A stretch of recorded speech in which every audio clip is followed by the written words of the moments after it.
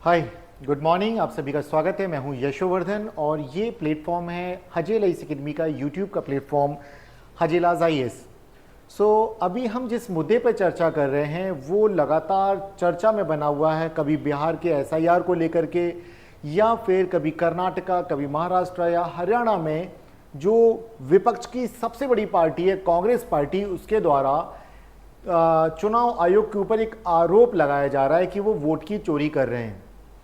हालांकि आयोग ने कहा कि इस तरह के आरोप बेबुनियाद हैं और इस तरह का, लेकिन तब भी कई सारे न्यूज़ चैनल्स, मैंने एक आज तक की रिपोर्ट देखी इंडिया टुडे वालों की, और उसमें उन्होंने बेंगलोर में जाते हैं और देखते हैं, एक घर में जाते हैं, वहाँ उस घर की रिपोर्ट देखी, उस घर में करीब 200 से ज़्यादा वोटर हैं और वो लगातार समय समय पर बदलते रहे। तो कैसे पॉसिबल है कि उन्होंने अपना अपडेट नहीं कराया? तो ये कैसे पॉसिबल है? इस तरह की कई सारी, इसी तरह से हरियाणा की खबरें। ये जो चीज़ है, और ये राहुल गांधी ने 7 जुलाई को, माफ कीजिए 7 अगस्त को इस तरह का एक वीडियो जारी किया था। उन्होंने आरोप लगाया आयोग के ऊपर, और आयोग जो बोल रहा है वो बोल रहा है कि इस तरह के आरोप बेबुनियाद हैं।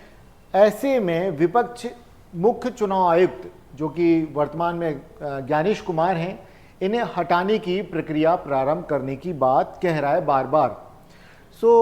हम देखते हैं कि आखिर ये मुख्य चुनाव आयुक्त का पद क्या होता है, कैसे इनकी नियुक्ति होती है और कैसे इन्हें हटाया जाता है, इसको जानना होगा। क्योंकि देखिए, आपके एग्जाम में तो इस तरह की चीजें नहीं पूछा जाएगी कौन किसके ऊपर क्या आरोप लगा रहा है, क्या है। वहां पूछे जाएंगे संवैधानिक मुद्दे। तो संवैधानिक मुद्दों पर ही हम चर्चा करेंगे। तो चलिए हम उस पर चर्चा करते हैं। तो देखते हैं कि चीफ इलेक्शन कमिश्नर को पद से हटाने की प्रक्रिया क्या है।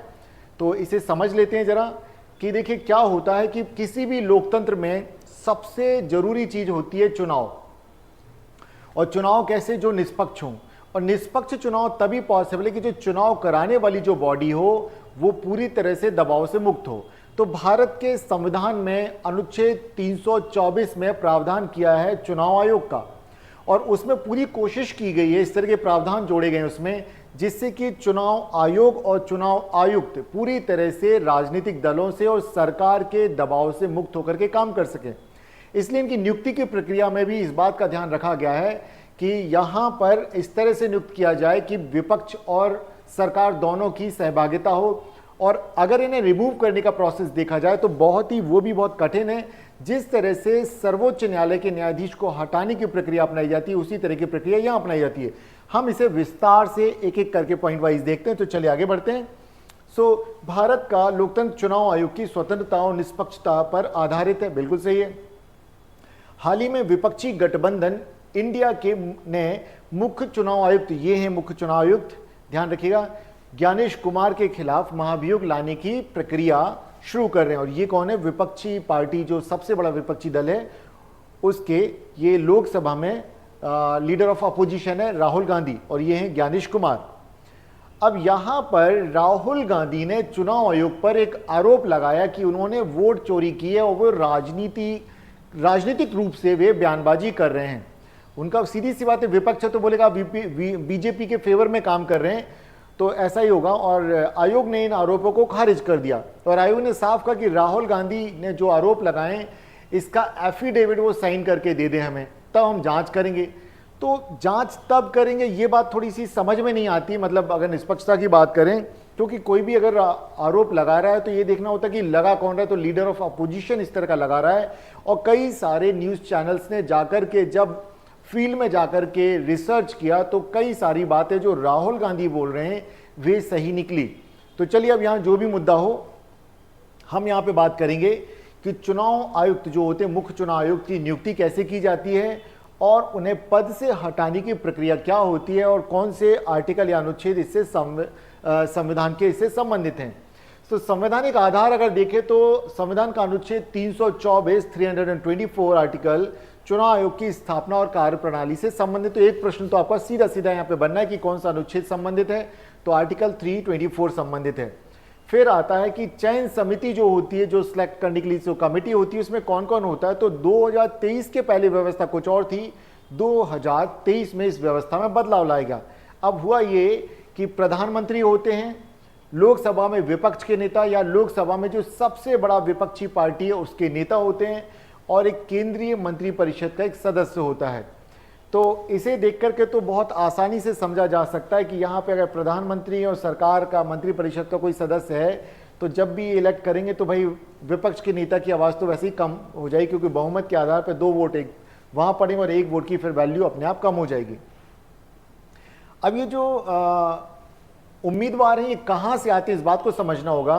तो एक सर्च कमेटी होती है जो कि कैबिनेट सचिव की अध्यक्षता में होती है और ये तय करती है कि किन नामों को भेजा जाएगा चुनाव आयुक्त के लिए।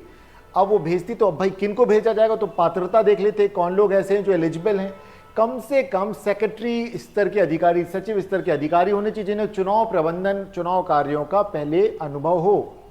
इसके अलावा अब सवाल आते हैं का कार्यकाल कितने वर्ष का होगा, तो अधिकतम 6 वर्ष या अधिकतम 65 वर्ष की आयु तक होगा। और इन्हें सुविधाएं क्या मिलेंगी, वेतन क्या मिलेगा, तो सुप्रीम कोर्ट के न्यायाधीश के बराबर ही इन्हें वेतन, भत्ते और अलग तरह की जो सुविधाएं होती हैं वे सब मिलेंगी। यहाँ पे नोट करने वाली बात है कि ज्ञानेश कुमार 2023 के नए नियमों के बाद बनने वाले सीईसी हैं। ठीक है, ध्यान रखिएगा, पहले सीईसी हैं। अब पहले क्या हुआ करता, तो 1991 का जो अधिनियम था चुनाव आयुक्तों की सेवा शर्त और कार्य संचालन अधिनियम 1991, उसके आधार पर नियुक्ति थी। तो अब ये कब बदला, तो एक तो प्रश्न यहाँ से आ गया, तो 2023 में बदला। और पहले क्या होता था कि राष्ट्रपति, प्रधानमंत्री और मंत्री परिषद की सलाह पर ही नियुक्त हो जाता था। अब व्यवस्था ये की गई कि आज भी सरकार का दबदबा है, बस इतना कर दिया है कि उसमें अब विपक्ष के नेता या विपक्षी जो पार्टी सबसे बड़ी है उसके सदस्य को उसमें शामिल कर लिया जाता है। ये थोड़ा सा हुआ, लग रहा है कि काफ़ी पारदर्शी हुआ है। पहले तो बिल्कुल भी नहीं था, जो सरकार चाहती थी उसे नियुक्त कर देती थी। अब चयन प्रक्रिया परिभाषित नहीं थी पहले, जो अब काफ़ी पहले से खुली हुई है। और लेकिन जो सुविधाएं वगैरह हैं, वेतन वगैरह है, पहले जो था वो आज भी है कि सुप्रीम कोर्ट के न्यायाधीश के बराबर, उसमें कोई परिवर्तन नहीं आया।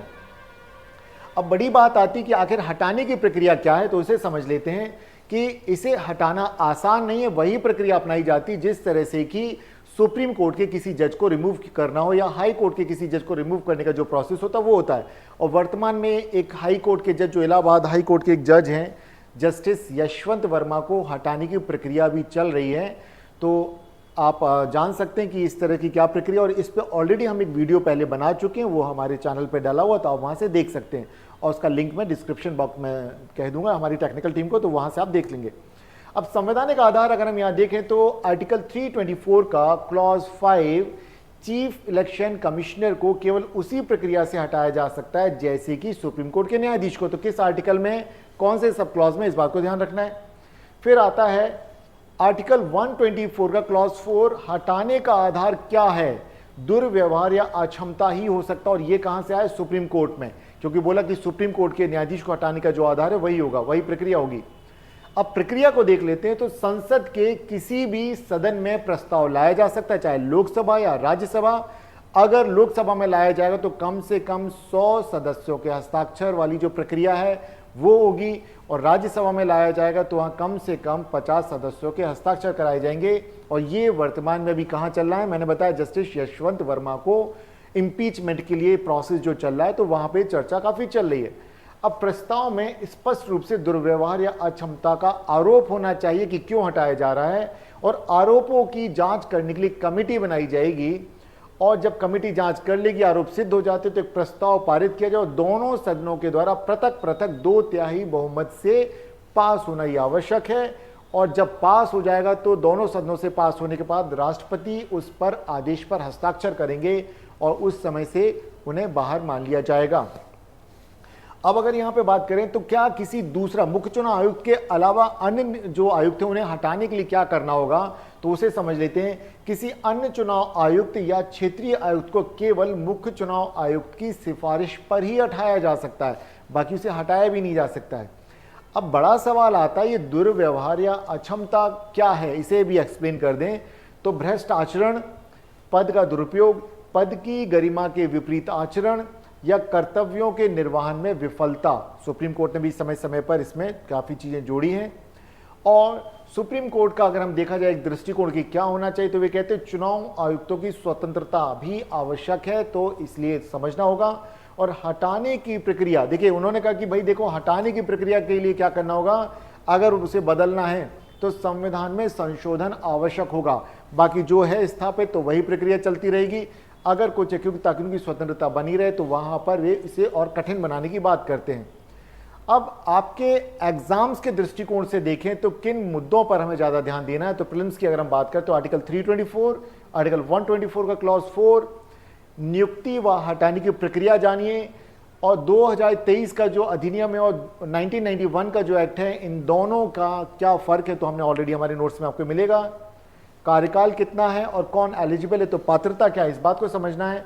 और अगर मेंस की बात करें, निबंध लिखने की बात करें, तो मान लीजिए चुनाव आयोग की स्वतंत्रता लोकतंत्र की बुनियाद है, इस तरह का सवाल आ जाता है तो आपने जो अभी तक हमने बातें की यही बातें लिखनी है। देन राजनीतिक आरोप प्रत्यारोप से संस्था पर जनता का विश्वास प्रभावित होता है। तो ये जो वोट चोरी वाला जो आरोप है जो कि विपक्षी दल के द्वारा लगाया जा रहा है, कांग्रेस के द्वारा लगाया, इंडिया गठबंधन के द्वारा लगाया जा रहा है, तो कहीं ना कहीं जनता का विश्वास प्रभावित होगा। तो आयोग को भी यहां पे क्या करना होगा कि बिल्कुल दूध का दूध पानी का पानी करना होगा, अर्थात पारदर्शिता या ट्रांसपेरेंसी रखना बहुत जरूरी है। और हटाने की जो कठिन प्रक्रिया है इसकी संस्थागत स्वायत्तता की गारंटी, तो इस तरह के मुद्दे यहां पर मुख्य परीक्षा में यहां से सवाल बन सकते हैं। अब अगर हम यहां पे बात करें कि दोबारा एक बार रिपीट करता हूं कि क्या चीजें जिन्हें ज्यादा ध्यान रखना, किसी भी एग्जाम में आ सकते, UPSC, PSC, other one day exam. तो आर्टिकल 324 में क्या है, चुनाव आयोग की स्थापना। आर्टिकल 324(5) क्या है, चीफ इलेक्शन कमिश्नर को हटाने की प्रक्रिया। आर्टिकल 124 का क्लॉज 4 में क्या है, सुप्रीम कोर्ट के जजेस को हटाने की प्रक्रिया।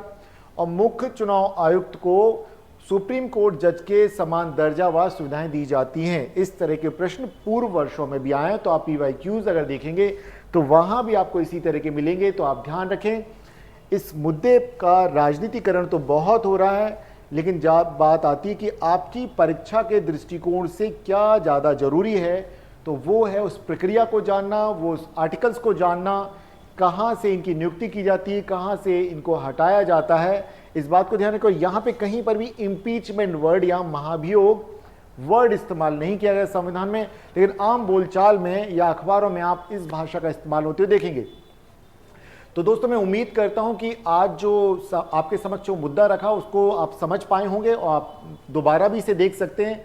कमेंट बॉक्स में आप भेज सकते हैं कि आपको ये वीडियो कैसा लगा। आप इसके अलावा अन्य विषयों पर भी आप जो भी चाहें आप वो हमें भेजिए। मैं हूं यशोवर्धन, ये हजेलाइज एकेडमी का यूट्यूब का प्लेटफॉर्म हजेलाज IAS। सो हम इंतजार करते हैं आपके कमेंट्स का, आप प्लीज़ कमेंट्स भेजें। और अब तक आप हमारे साथ अगर बने हुए हैं और आपने हमारे इस चैनल को सब्सक्राइब नहीं किया तो हमारे इस चैनल को कर लीजिए सब्सक्राइब, लाइक कर दीजिए, हमें मोटिवेशन मिलता है।